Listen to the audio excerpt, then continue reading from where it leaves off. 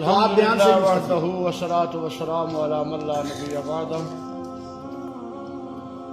اما بعد اعوذ باللہ من الشیطان الرجیم بسم اللہ الرحمن الرحیم کل من علیہا فان ویبقی وجہ ربک ذو الجلال والاکرام صدق اللہ مولانا العظیم۔ حضرات علماء کرام، میرے بزرگوں، بھائیوں، عزیزوں، دوستوں، بعض جنازوں میں آدمی شریک ہوتا ہے، میں جاؤں گا میت کے لیے دعا کروں گا، شاید اللہ پاک اس کی مغفرت کر دے۔ میں تو آج اس جنازے میں اس لیے سے آیا ہوں کہ شاید اللہ تبارک و تعالیٰ اس خاتون اور اس مائی کے طفیل ہماری مغفرت کر دے۔ میرے دوستو، جو بھی آیا ہے جانے کے لیے آیا رہنا کسی نے نہیں ہے، لیکن کامیاب لوگ وہ ہیں جو جانے کی تیاری کر کے جائیں۔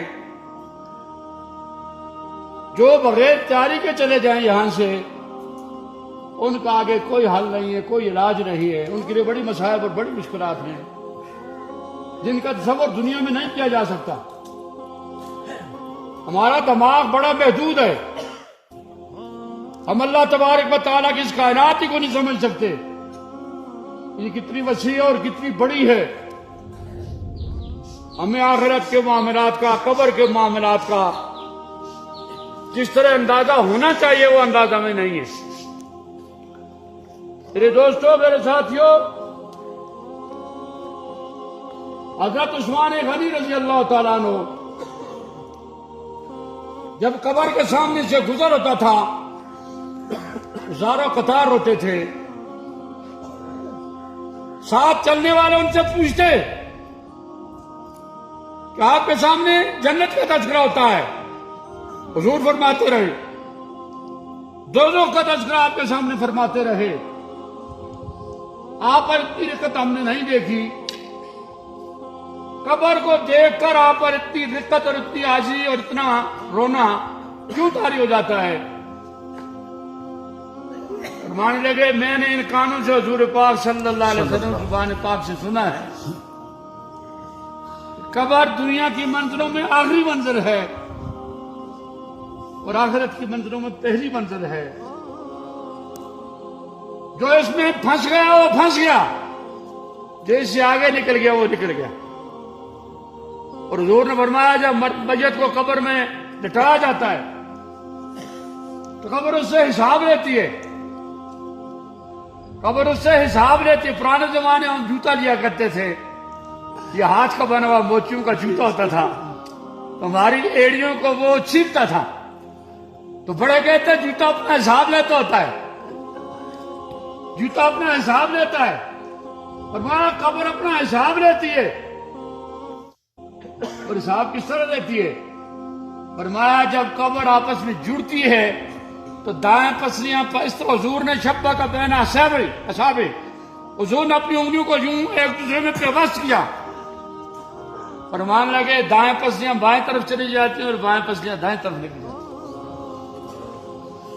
میرے دوستوں، میرے ساتھیوں، آج قبر کی فکر کسی کو نہیں۔ آج مرنے والے پر بیان ہوتے ہیں، مرنے والے پر لوگ روتے ہیں،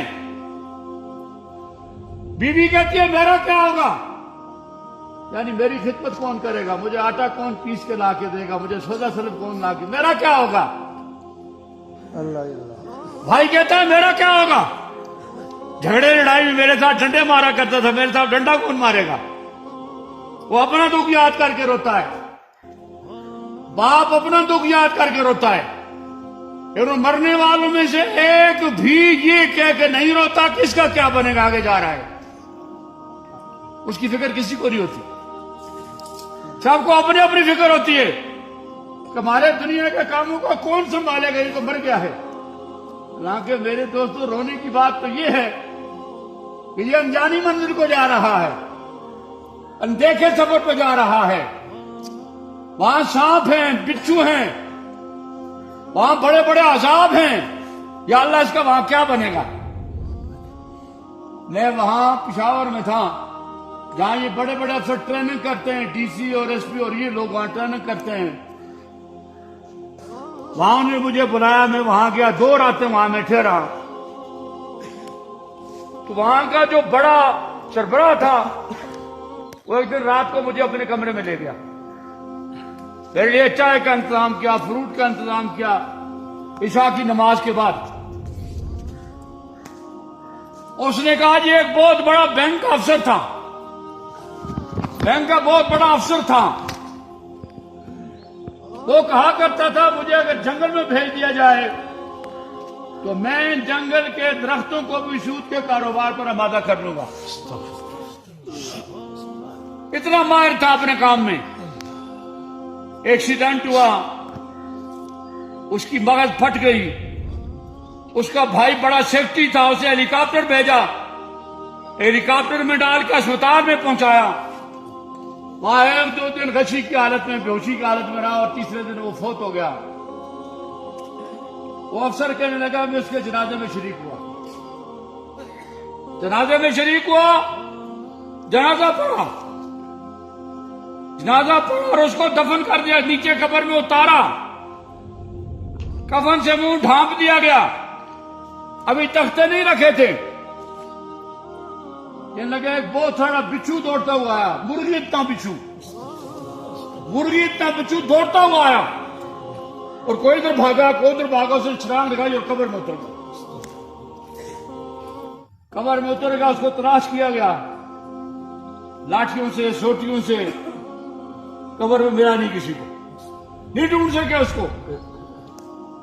اب مولوی صاحب نے کہا کہ اب چھوڑ دو، اب اگر اس کا کفن نہ کھل جائے تمہاری لاٹھیوں سے اور سوٹیوں سے، پھر پڑتی ہو جائے اس کی، اب ڈھانپو اس کو۔ اس بچھو سمیت ڈھانپ کے میرے سامنے پر تخت رکھ کے مٹی ڈال دی۔ میرے دوستوں، میرے ساتھیوں، قبر کا معاملہ بڑا مشکل ہے۔ آج خیال نہیں ہے قبر کا، آج تو دنیا کا زنگ چڑھ گیا ہے دل پہ، آج تو دنیا کا زنگ چڑھا ہوا ہے دل پہ، دنیا کا زنگ ہے۔ دنیا میرے جیسی ہو، حلال ہو حرام ہو، اپنی ہو پرائی ہو، لیکن یاد رکھو کل قبر میں جا کے ایک ایک پائی کا، ایک ایک دمڑی کا حساب دینا پڑے۔ اور کل من علیہا فان، جو بھی یہاں آیا ہے وہ جانے کے لیے آیا ہے، فنا ہونے کے لیے آیا ہے، فنا ہونے کے لیے آیا ہے جو بھی۔